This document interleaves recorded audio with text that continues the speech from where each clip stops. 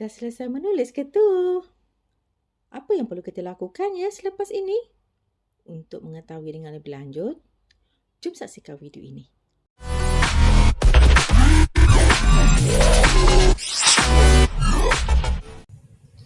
Assalamualaikum dan salam sejahtera. Dalam video ini kita akan belajar berkaitan penyuntingan. Secara pengenalannya, Hamidi Muhammad Adnan 2008 mendefinisikan penyuntingan sebagai satu proses yang dijalankan mengikut tata cara dan sistem yang betul dalam penyediaan sebuah manuskrip. Penyuntingan melibatkan penelitian draft penulisan yang telah disiapkan sebelum dicetak atau diterbitkan. Terdapat dua jenis suntingan. Pertama, suntingan rapi. Kedua, suntingan mekanikal. Suntingan rapi melibatkan tempoh masa yang agak lama berbanding dengan suntingan mekanikal. Penyuntingan rapi melibatkan kandungan, ayat dan perenggan. Bagi penyuntingan mekanikal, perkara yang dilihat ialah pertama, struktur dan format. Kedua, pemilihan kata. Ketiga, huruf besar. Keempat, ejaan. Kelima, tanda baca. 6, singkatan dan yang ketujuh, tata bahasa. Ayuh kita lihat contoh-contoh bagi suntingan rapi dan suntingan mekanikal. Contoh yang pertama ialah berkaitan dengan suntingan kandungan. Dalam sesuatu penulisan, idea dan fakta perlu dipastikan betul dan tepat. Berdasarkan contoh yang diberikan, tahun kemerdekaan yang diletakkan tersebut tidak tepat. Yang kedua berkaitan dengan ayat. Dalam penulisan, perlu pastikan ayat tidak terlalu panjang, tidak tergantung, mudah difahami dan ada koheren serta kohesi. Mari kita lihat dua contoh yang diberikan. Contoh yang pertama, ayatnya terlalu panjang, tergantung dan kurang difahami. Manakala contoh yang kedua, ayat tidak koheren dan kohesi dengan idea pokok.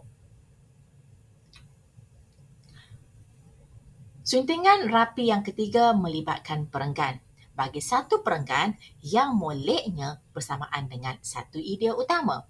Dan setiap baris perenggan perlu mempunyai jumlah baris yang seimbang. Kalau kita lihat berdasarkan contoh yang diberikan, perenggan di atas itu lebih banyak barisnya berbanding dengan perenggan di bawah. Maka perlu dimurnikan penulisan tersebut. Anggaran setiap perenggan ialah 8 hingga 12 baris dan satu muka surat dalam 3 perenggan. Jadi, dalam penulisan ini kalau kita lihat, kalau di atas contohnya 8 baris, di bawahnya hanya boleh sama ada lebih satu atau kurang satu baris daripada yang sebelumnya. Kita beralih kepada penyuntingan yang kedua, iaitu suntingan mekanikal. Pertama, melibatkan struktur dan format. Kalau kita lihat contoh yang diberikan, pertama melibatkan kesalahan cara menulis topik, iaitu sepatutnya ditulis setiap pangkal perkataan huruf besar kecuali kata hubung dan kata sendi. Yang kedua berkaitan dengan santak atau tabs. Untuk setiap penambaran tidak perlu ditekan santak, hanya baris kedua, hanya perenggan kedua dan perenggan ketiga seterusnya sahaja ditekan santak. Yang ketiga dan keempat melibatkan margin, iaitu jidar.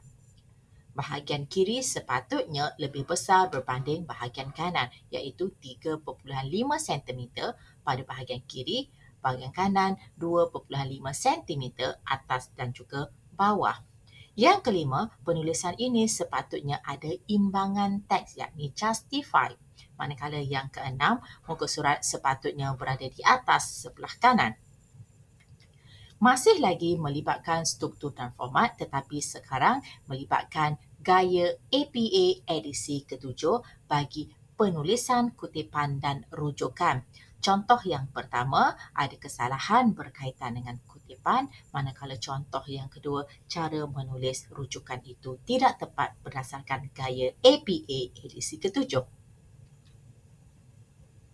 Yang kedua dalam penyuntingan Mechanical ialah pemilihan kata. Bila kita menulis, sesuaikan dengan laras penulisan atau pilih perkataan yang paling tepat penggunaannya. Contoh yang diberikan, perkataan baru perlu diubah kepada baharu kerana baru membawa maksud just now, manakala baharu new. Ketiga dalam suntingan mekanikal ialah huruf besar. Perhatikan kata nama khas dalam penulisan. Kata nama khas perlu ditulis menggunakan huruf besar dan jika ada autocorrect, contohnya negara sepatutnya di-type menggunakan huruf kecil tetapi N itu autocorrect berubah kepada huruf besar, maka tukarkannya kepada huruf kecil. Yang keempat ialah ejaan. Semak ejaan. Sekiranya pelajar keliru, mohon rujuk kamus atau prpm@dbp.gov.my. Contoh kesalahan yang ada dalam penulisan tersebut mengelakkan sepatutnya dua huruf K. Yang kelima ialah penggunaan tanda baca. Kalau berdasarkan contoh yang diberikan, 1980-an antara angka dan juga perkataan an itu perlu ada sempang. Yang keenam ialah singkatan. Sekiranya kita ingin menggunakan singkatan dalam penulisan, pastikan singkatan itu diperkenalkan, yakni ditulis secara penuh, kemudian barulah singkatan dibenarkan untuk digunakan. Yang ketujuh, yang terakhir dalam suntikan mekanikal ialah tata bahasa. Sama seperti ejaan, boleh rujuk dengan prpm@dbv.gov.my atau rujuklah buku tata bahasa. Contoh kesalahan yang diletakkan di situ penggunaan. Yang ketiga, dari, yang merujuk kepada tempat dan masa, sepatutnya yang digunakan ialah daripada. Sebagai panduan kepada pelajar, saya letakkan senarai semak di sini, boleh ada pindaan. Okey, jadi bila kita menyunting, pastikanlah ada elemen-elemen tersebut. Okey, jadi ini sebagai garis panduan kepada pelajar.